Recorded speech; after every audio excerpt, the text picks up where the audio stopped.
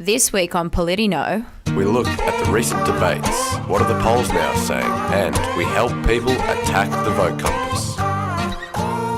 Your one-stop destination to understanding the federal election and the current political landscape with Reuben, Spargo and Xanthe Gregory. PolitiKnow, getting students in the know about politics. Well, g'day and welcome to episode number 4 of PolitiKnow. it's good to be back with you, Reuben. We had an exciting week this week. I know we've had 2 debates that we can talk about today. It's been an exciting place in politics over the last week. And Labor Party officially launched their campaign, and today they're releasing their costings of their policies as well. That's it, and we're going to see the Liberal Party kick off their campaign on Sunday, Mother's Day. Poor Scott Morrison's wife. He'll be busy. There's just over a week to go until the official election day. Now, Xanthe, I've heard some interesting stats on pre-polling so far. What are those? Yeah, so well over 1 million Australians have already cast their early vote, which Staggering, isn't it? Well, it's a record amount. They haven't had nearly that amount of people early voting in the 2016 federal election. Yes, I've been driving past the pre-polling places. Many people going in, so if you want to pre-poll, because you can't vote on Saturday, get down to your local pre-polling place. Yeah, and I guess the fact that it goes for 3 weeks would contribute to that. The numbers of early voters are expected to jump to 5 million by election day, which is, that's nearly a third of registered voters. Yeah, and I'd say that that's going to help the Labor Party because they seem to be doing better in the polls, so we'll see what happens and how pre-polling has an outcome on the federal election. I mean, on that note, Clive Palmer actually took it to the High Court to try and change the way they reveal preferences on the election day. What did he hope to do? Well, he hoped to ban the AEC, the Australian Electoral Commission, from revealing preference results before all polls have closed. So he believes that if people who haven't voted sees the way that the election is swinging, that they might change their vote as a result. And he believes that will benefit the 2 major parties. Right, and that got shut down. Yeah, no, that didn't get through. Poor Clive. Unfortunately for Clive, but, he tries his hardest. Xanthe, also this week I was reading that both the major parties have agreed to take a look at the pre-polling process because they believe it's gone on for too long. So yeah, they've got their concerns with it.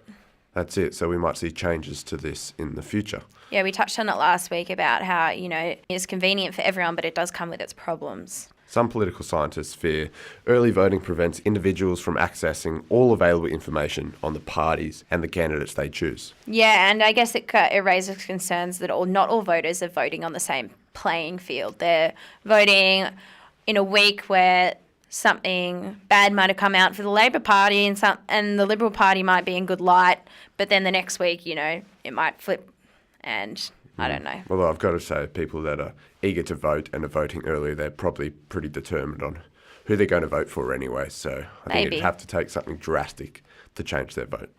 Maybe, or maybe they're just going down to get a coffee and ticking it off the bucket list. On that note, let's kick off today's show.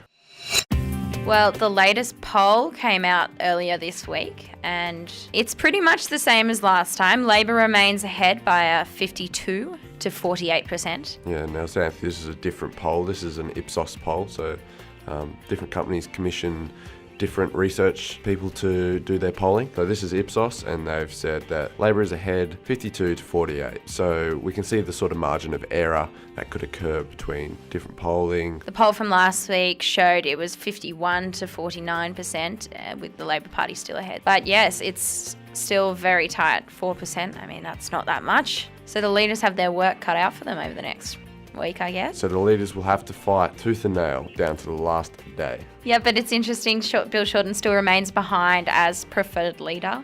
So Scott Morrison is still the preferred Prime Minister. But let's see how much that works in his favour. Now, Xanthe, last episode I mentioned that there was going to be a debate that was taking place that night, Friday night, done by Sky News. So I watched the debate and I've taken away a few things for us. The Labor Party, like they did in the previous debate as well, did walk away as the winner of the debate. So Bill Shorten did win the debate. Very close though. Yes. And a lot of undecided voters, so that means that there are still people that are waiting to see the outcome over the next couple of weeks to really decide about who they're going to vote for.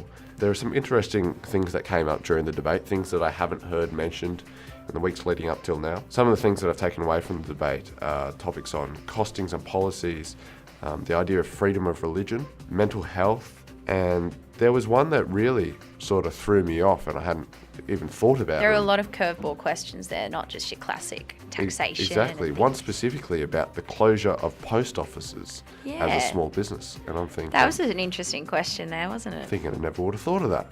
But the leaders had to answer it, and I've got some of their answers for us now. They did pretty well, I'm not going to lie, answering those kinds of questions. That's it. I mean, it's hard to prepare for all the questions going into debate, but they always have an answer. We're going to start with costings and policies. So Labor argued that it's not about the cost with things to do like the environment and whatnot, because it's something that we have to do, ultimately.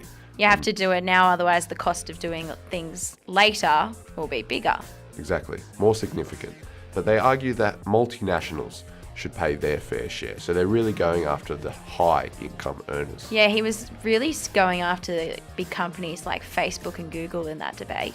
That's it. They reckon that they should be paying more tax and stop taking as much tax from the low or middle income earners. The coalition then argued that, or Mr. Morrison then argued that in fact they do crack down on multinationals. They have been cracking down on multinationals so that the general public can get tax cuts. Now, we've seen that the Liberal Party have announced tax cuts for the future, so this won't take place in the next term of government if they get elected, but they are looking to reduce the tax on low and middle income earners. So the Liberal Party believe that you should have more money in your pocket to spend on what you want, rather than the Labor Party's tactic, which believes that they can do better things with your money. And can I just mention the concept of trickle-down economics? Some people might not understand the concept of trickle-down economics. So traditionally, centre-right parties believe in this concept, and that is, if you're going to tax these big companies and whatnot more, that means they don't have as much money to spend on other things, like hiring more employees or investing in the economy. So they believe that by reducing their taxes, more money is being put into the economy, helping with jobs and so forth. And that's the way that the Liberal Party stand on their taxation policy. Exactly. Not all economists agree with the trickle-down economics theory. No.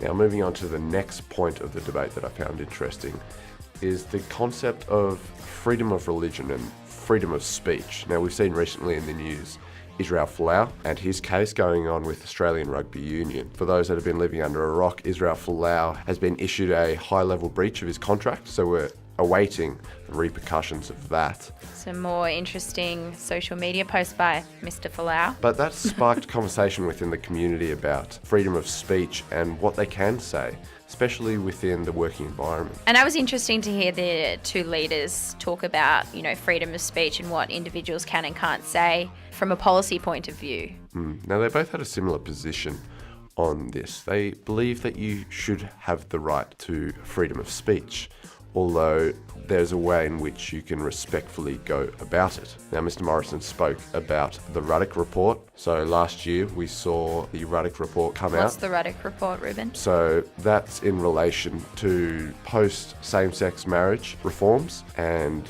it's the idea of freedom of religion and how the same-sex marriage laws will impact that, and what you can say and not say, and what you can do and not do.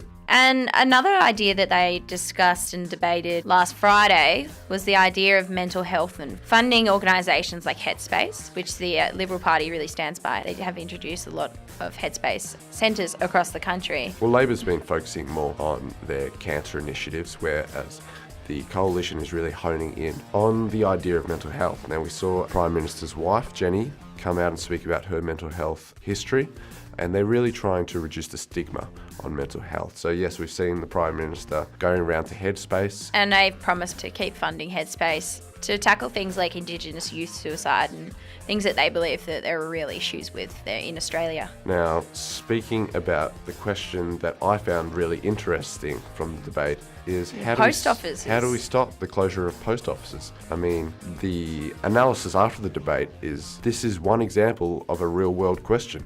This is what people care about in the real world Australia. Well, the Coalition and Prime Minister Scott Morrison, he spoke to his policies on helping small businesses. This is what the Liberal Party is known for, helping small businesses. They want to lower tax and help them with tax write-offs so that they can function. I mean, small business is a prominent part in our Australian economy. Further on from lowering taxes on small businesses, the Coalition reiterated their point on lowering taxes on consumers, us, so that we have more money to spend at businesses like this. I mean, the post offices provide much more than stamps these days. I mean, you can buy anything in a post office. There's Buy a telephone. There's an array of items that you can purchase these days. Very exciting place. So that was the Coalition's stance on how do we stop the closure of post offices. One thing that's quite important to note when you are watching a debate, now we understand that the majority of you probably didn't watch the debate, but you can't take everything that the leaders say as completely true.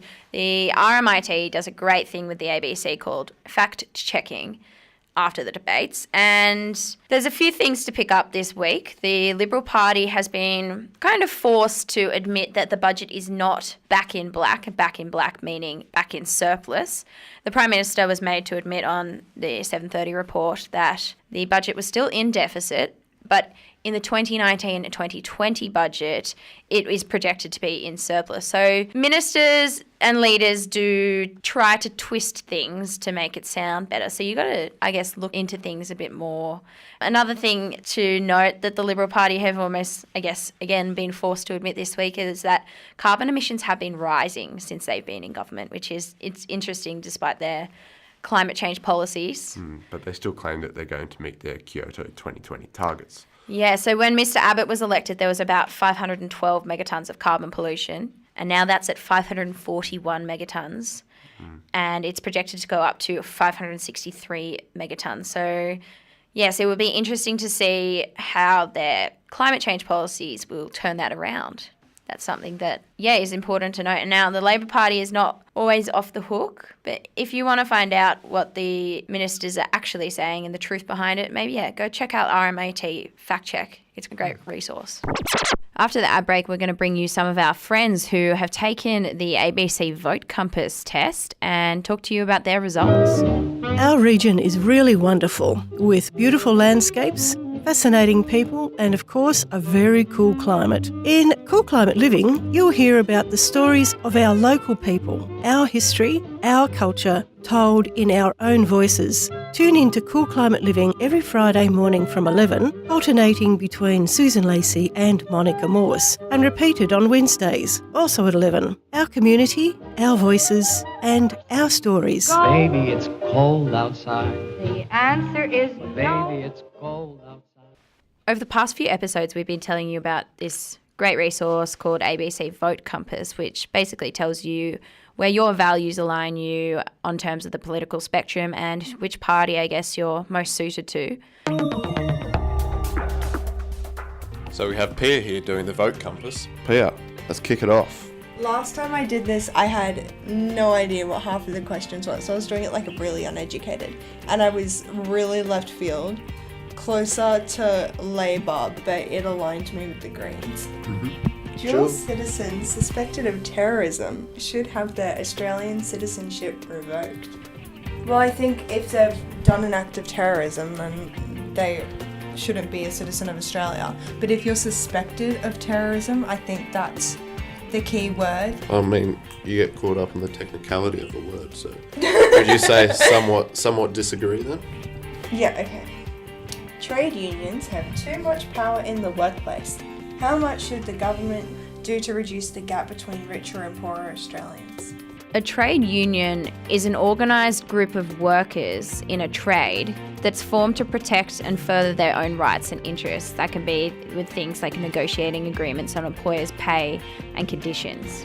There should be fewer tax breaks on investment properties.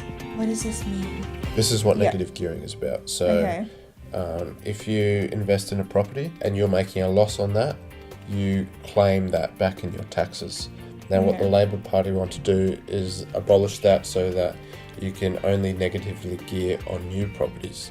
Now the Coalition argues that this will in turn drive up property prices for rents. But the Labor Party argues that it'll help first home Buyers, owners because there won't be as much competition, but that's going to drive down your house price. So if your parents decide to sell their house, it might not be worth as much with the abolishment of negative gearing. Alright, now let's have a look at the results. Oh, it's really not that different.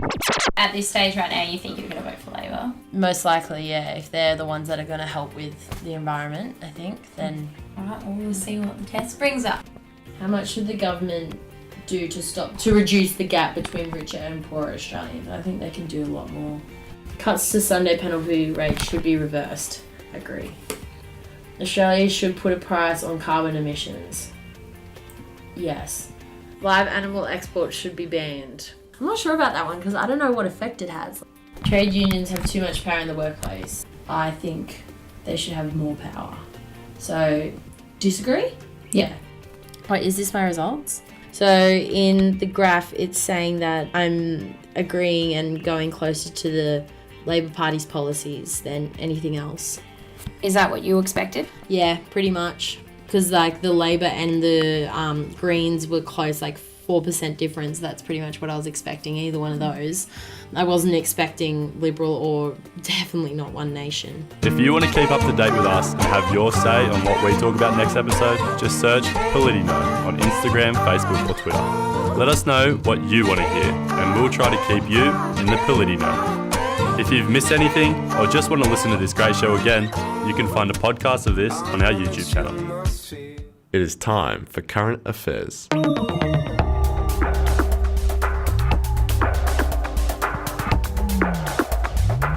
So what's happened in the world of politics in the past week? This week you probably saw that Scott Morrison got an egg to his head, although it was a rather failed egging. Oh, rubbish shot. Just slid off his bald head. Yes, 20 centimetres away from him and she still managed to miss.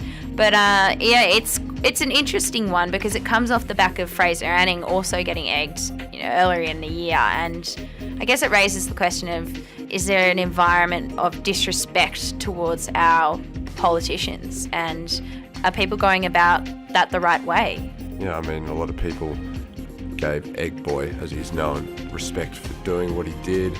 Everyone got behind him. It made it to the United States. But did that set a dangerous precedent? By getting behind Egg Boy, does it encourage other people to do foul things like that to our politicians, no matter what you think of their stances or beliefs?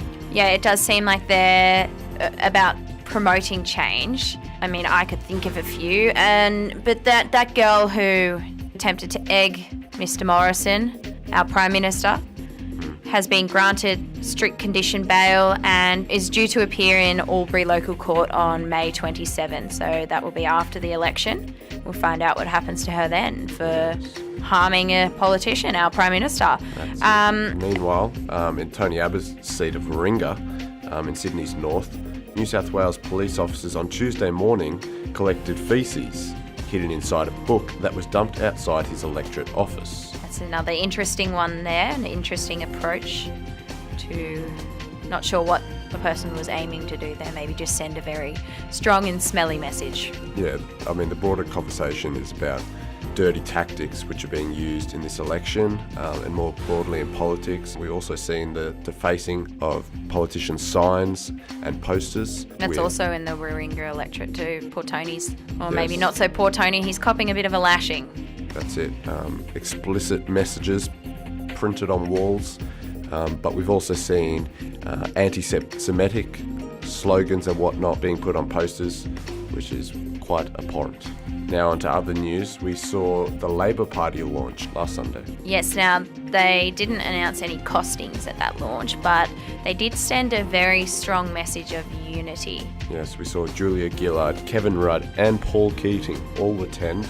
They're all getting behind each other, no matter what the past entailed. They're all for Bill Shorten. Now it'll be interesting to see if the Liberal Party does the same. It doesn't this Sunday. Seem like they will. I think it's paying $1.10 that we won't.